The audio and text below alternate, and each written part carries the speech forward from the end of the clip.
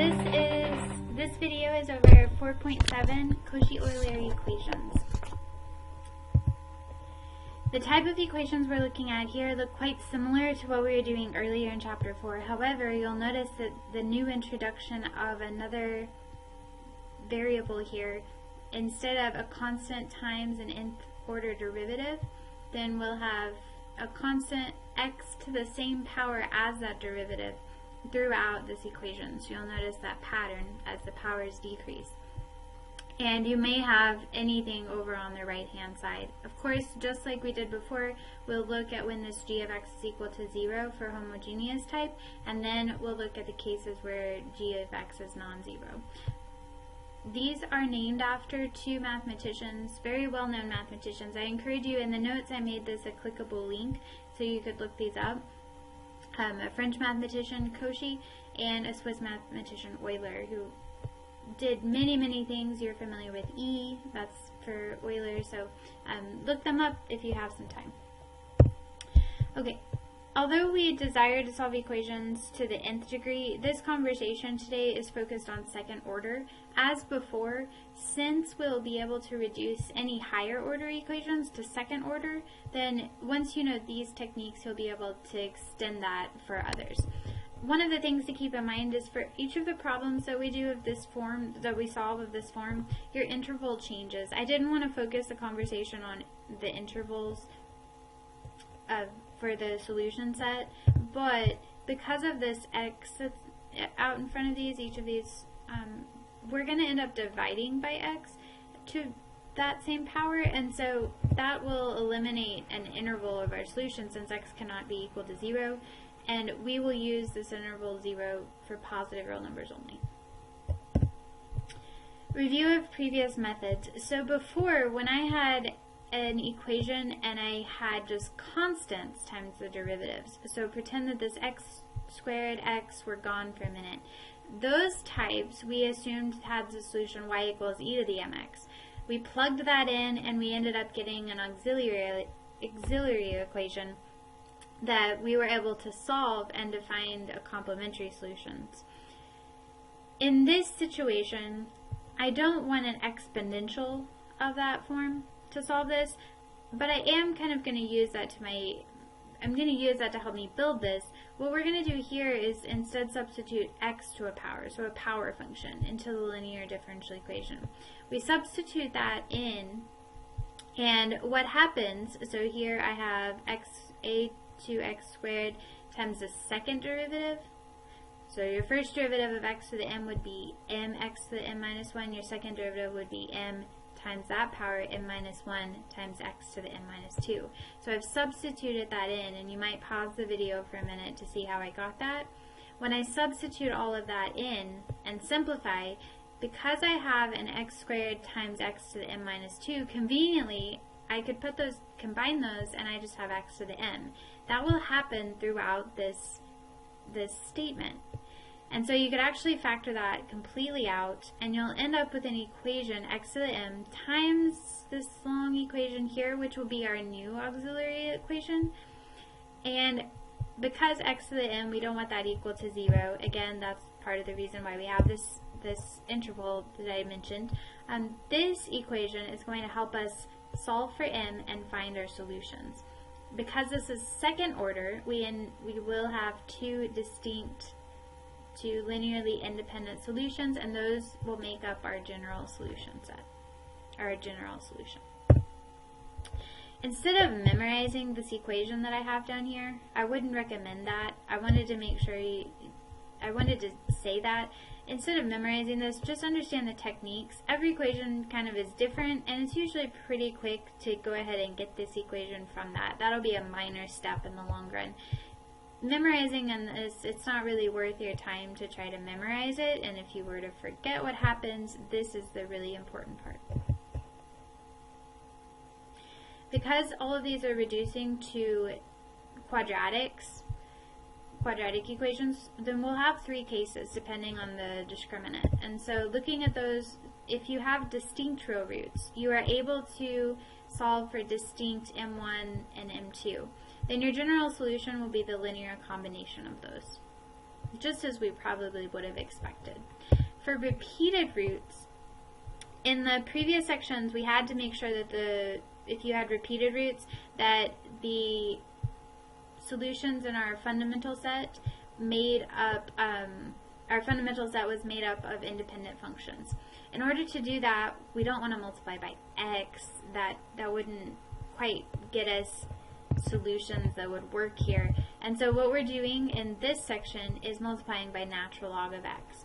Now I hate to just tell you that and ask you to believe it. It is a little lengthy of a conversation. For right now in this conversation, I'm kind of leaving that out, but I invite you to read more in the book, and we can certainly talk about it if you want to ask about it outside of this particular video. But, so the idea here is for repeated row roots, you're going to use that single root that you solved for it, x to that power, and then the second member here of the general solution you're going to multiply by natural log of x. Again, remember that our domain is 0 to positive infinity, so this will be fine. This, of course, would work if you had multiplicity higher than 2, so multiplicity, say 3, you would multiply that third term by natural log of x, the entire term squared, and etc. So depending on your multiplicity, you could extend this for other examples. For complex roots, our third case, so if your discriminant is imaginary, or your discriminant is negative so that you have imaginary roots, then remember that these will always occur in conjugate pairs. Similar to our discussion before, now instead of e to the m or e to the alpha x, what we had before, we'll have x to the alpha, so whatever your real part is, and your imaginary part, inside the cosine and sine, you'll have the imaginary part times natural log of x. This homework assignment will have quite a few derivatives and integrals with natural logs, and so I do recommend reviewing that. There are some formulas in the front of your book, and you will need to know how to take the derivative of natural log as well as the integral of natural log, so it might be a good idea to review that. Alright, those are the three cases. Let's go ahead and look at an example. I know that when I was in class as a student, I didn't always like when the teacher used the book examples. I've gone ahead and used one here. I had it written up, and I've done this a little bit differently than the book, so that might actually help you since we're working from home. This example is worked on page 166, and my steps are similar but slightly different. That might give you kind of an idea for different approaches that you can use as well. So on this example, we're going to solve the Caucy Euler equation. We assume that it has a substitute. We assume that solutions have the form y equals x to the m. Plug those in, and we end up with an auxiliary equation, m squared minus 4m plus 3. So pause this video. I went through that kind of quickly, but what I've done is taken y equals x to the m, found the first derivative and the second derivative, plugged that into this left-hand side of the equation that we started with. We're looking at the homogeneous part, the homogeneous equation. Plugging all of that in, I can factor out x to the m. I'm not worried about that being equal to 0, so my two solutions are only these constants 3 and 1. That means that my fundamental set is the set containing x cubed and x to the first degree. That means our complementary solution, so our solution to the corresponding homogeneous equation, would be c1x cubed plus c2x. Now what we want to do is try to find our particular solution. You'll recall from 4.6 we talked about variation of parameters. So we're going to use that method. Using our complementary solution, I will use the pieces, the members of the solution set, so x cubed and x. And what we'll do is, if you'll recall, u1 prime is equal to w over w1. W was the Wronskian. So here I've taken, w1 over w. W was the Wronskian. So here I've taken the Wronskian, which lists the first row, the members of my solution set, x cubed and x, taken their derivatives on the second row. And then w1, what you did for w1 was you took the Wronskian but replaced the first column with 0 and 2x to the fourth e to the x. Now I've gone a bit quickly and I need to discuss why do I have this 2x squared e to the x. Well, when I started everything, I was doing this talking about, and if you'll recall, because we're wanting to use examples that are similar to methods we used before, we want to actually have the derivative isolated here alone as the leading term. And so for this example, when I have 2x squared e to the x, I'm taking the equation that I started with, and I'm isolating this y double prime, so I'm dividing everything by x squared. And that's an important step. I didn't mean to go too quickly over that. That's why I have this 2x squared e to the x. So you're taking this, and before you solve for the particular solution, get your highest order derivative without any constants or variables times it. So divide everything on this example by x squared. That leaves us with the 2x squared e to the x. And then this part does work the same. When you simplify these, taking the determinants, so remember the determinants is you'll take the product of the diagonal minus the opposite diagonal. So here I'd have negative 2x cubed e to the x, and on the denominator I have x cubed minus 3x cubed. The negative 2's will cancel and you'll end up with an e to the x. Over here, u2 prime was equal to w2, so this is the Wronskian replacing the second column with the 0 2x squared e to the x. That comes from your g of x. So this is your g of x divided by x squared here.